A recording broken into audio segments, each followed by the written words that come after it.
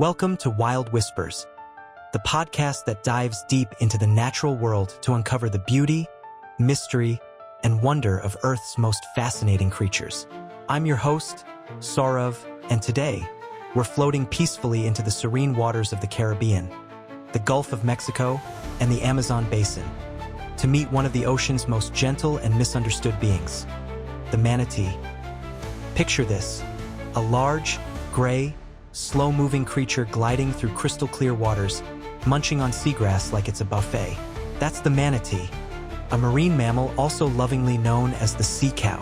Manatees belong to the order Sirenia, a name that comes from mythological sirens, beautiful sea creatures who lured sailors with their songs. And that's no coincidence. Long ago, sailors reportedly mistook manatees for mermaids during long voyages. Yes, mermaids. Imagine their surprise.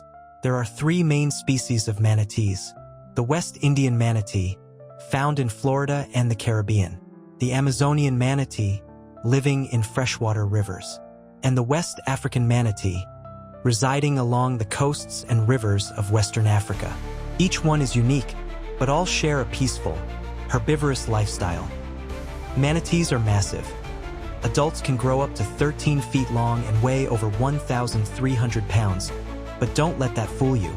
They're incredibly gentle, slow swimmers who spend up to 8 hours a day grazing on aquatic plants. They don't have sharp teeth, claws, or any form of defense. Their best protection? Staying out of trouble. They prefer shallow, warm waters and are often found in lagoons, estuaries, and slow-moving rivers. They can hold their breath for up to 20 minutes when resting, but when active, they surface every 3 to 5 minutes for air. And guess what? Despite their size, manatees are surprisingly graceful underwater, doing rolls, flips, and even barrel turns like underwater ballerinas. Manatees may seem quiet, but they communicate using chirps, whistles, and squeaks, especially between mothers and calves. A baby manatee, known as a calf, stays with its mother for up to 2 years, learning how to survive. They are intelligent and curious animals. Studies show they have excellent long-term memory and problem-solving skills. They can even distinguish between colors and patterns. But perhaps what makes them most special is their gentle curiosity. Divers have reported manatees approaching humans, often looking them in the eye, touching them with their flippers, almost as if they're saying, "Hello."